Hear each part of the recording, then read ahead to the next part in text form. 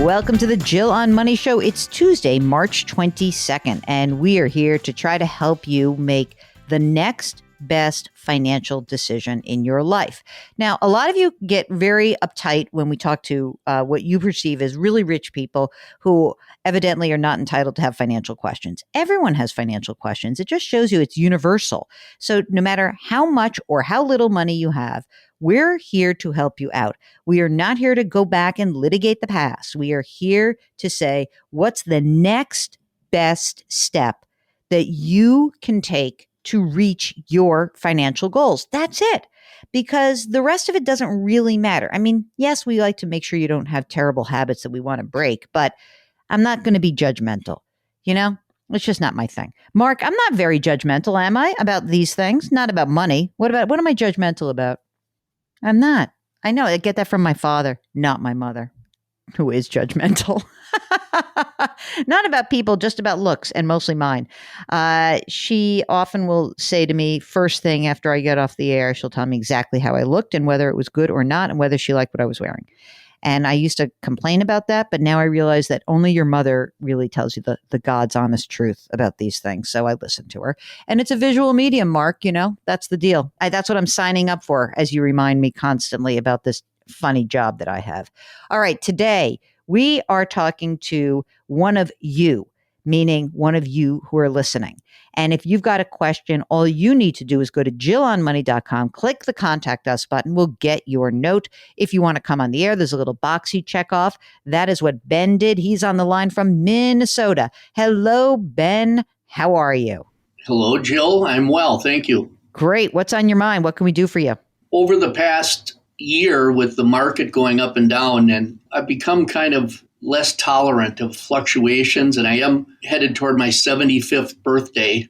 And I think I need to revamp or try to get a better handle on controlling the vulnerability of my current investments. Okay. So how are you surviving right now in terms of income? Where do you receive income? You have Social Security? I have Social Security about $1,500 a month after Medicare premium is taken out. I have a part-time job.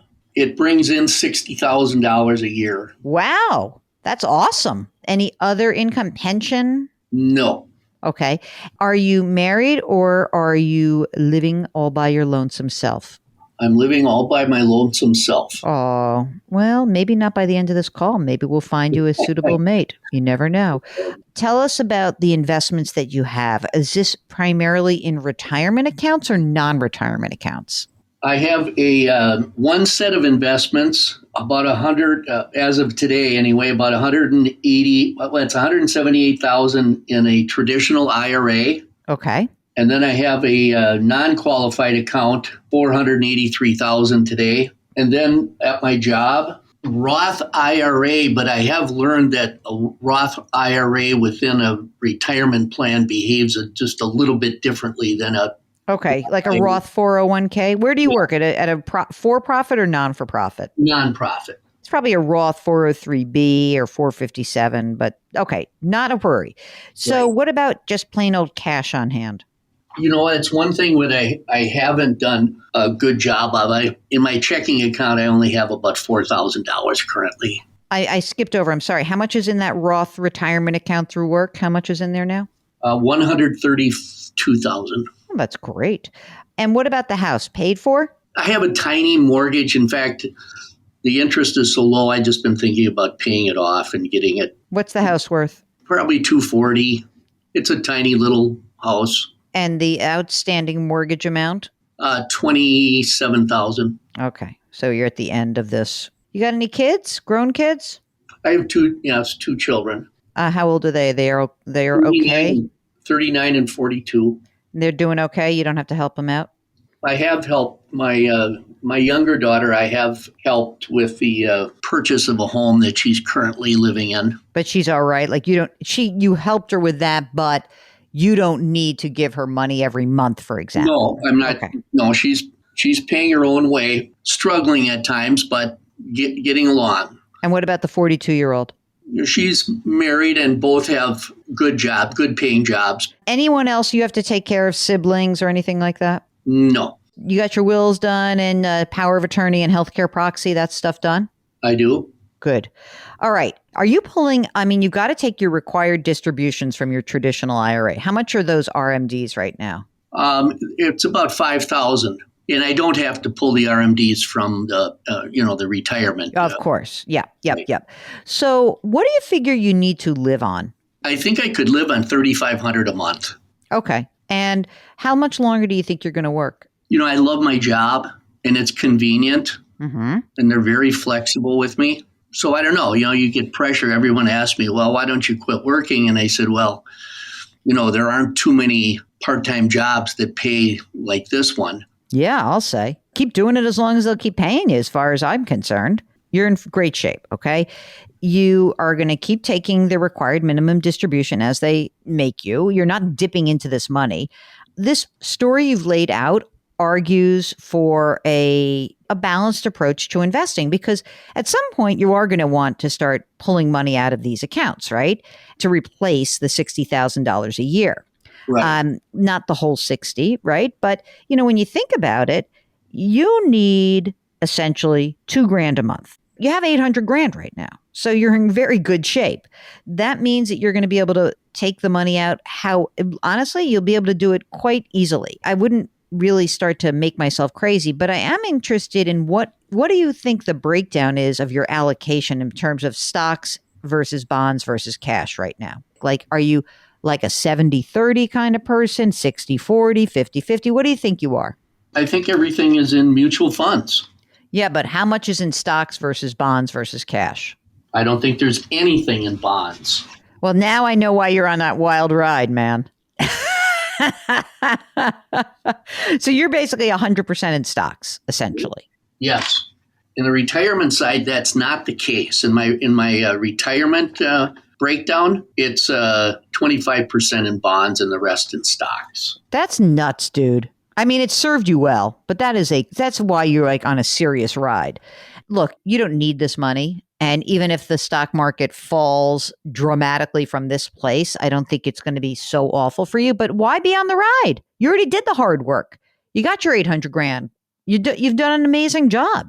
So I would definitely shift some of the money into bonds, especially the money that's in the traditional IRA and the Roth. Okay? Because to some extent, your non-retirement account, you're going to have to suck it up, because if you sell stuff, then you are going to have to pay tax on it, right? I don't think anything horrible is going to happen. Like, I'm talking to you today on a day that like the market happens to be going up, and I don't think it's all going to happen at once, but I would like you to consider two things. I'd like you in your traditional IRA, where there's no tax issue, that you would start to get closer to, say, 50-50. 50 stocks, 50 bonds. And you can do it every month. You can make a little change. No deal. There's not going to be a big problem with that. In your non-qualified, your non-retirement account, I would like you to start to make some sort of plan that at least this year that you start shifting some of that money over into cash and short or intermediate term bonds. I'm thinking that 50 grand a year, Mark and I think, will get you more to 50-50 in the non-retirement account. And you're going to pay some taxes. So what? Pay the taxes. That's what I say. Who cares? Pay the taxes. If you want to reduce the risk, you're going to have to pay the tax that's due. And it's not such a bad thing. I mean, when you stop working, you're going to have more reliable account balances and more reliable income, so that you're not forced to sell when there is a market event. So what you want to be thinking about is you're going to need this extra $2,000 a month or 25 grand a year. When you stop working, you're going to want to have 25 grand in cash, in your non-retirement account, so that you can basically say, okay, I've got my 25 grand. I know I've got that set. Not a problem. You can throw it into your bank account. That's fine. And I might even have a little bit more. I think I'd probably want somewhere like 1 to 1.5 years in cash of your needs. So that means that you're going to need $25,000, $35,000, and you're going to have to sell some stuff, pay the tax that's due on it in order to make this happen. And I'll tell you what, you're putting money into this Roth right now. I wouldn't mind if you stopped doing the Roth contributions and just put the money in cash and just like have that money available as cash on hand. You should have more cash on hand for yourself. I mean, I can do that right now. I'm putting $350 a week into that Roth. I don't think you need to do that anymore. And you got plenty of money in retirement. You did a great job. So I want to applaud you because you've done an amazing job. I want to applaud you because you're like the walking illustration of why working after, a certain age just saves you, because everyone listening, Ben is actually allowing his nest egg to grow pretty substantially, I might add, because he doesn't need to dip into it. And at age 75, to not have to dip into your asset base, wow, what a gift you've given yourself. And you like it. So let's be clear. You keep working for as long as you can. I would say stop using the Roth and put that money into cash. I want to build your cash account up. I'd like you to have 25 or 30 grand in that cash account. And I want you to start to make changes in your traditional IRA to get you closer to 50 stock, 50 bond. And when you're doing the bond stuff, remember, intermediate term is really where you want to be. Don't be buying tons of like high yield or anything. It's okay. You can do a little bit at a time if you want. That's fine. But the non-qualified, the non-retirement account, we need to have $50,000 each year that is moving into either, some form of cash/bonds. When you're ready to stop working, every year you think about, I've got to have this $25,000 that goes from my non-qualified, my non-retirement account into my bank account so I can live for the year. And that's it.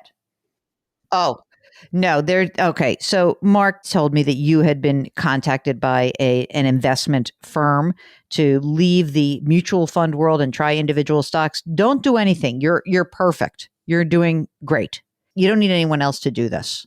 Okay. The fees end up being $1,000 a month as far as I can tell. Yeah. And forgetting about that, you're doing fine. We just need to shift your allocation. You don't need them. You got you. I'm putting my money on you, Ben. All right. Well, that's it. We got to wrap up the show. So Ben from Minnesota, taking a risk at it over age 75. My gosh.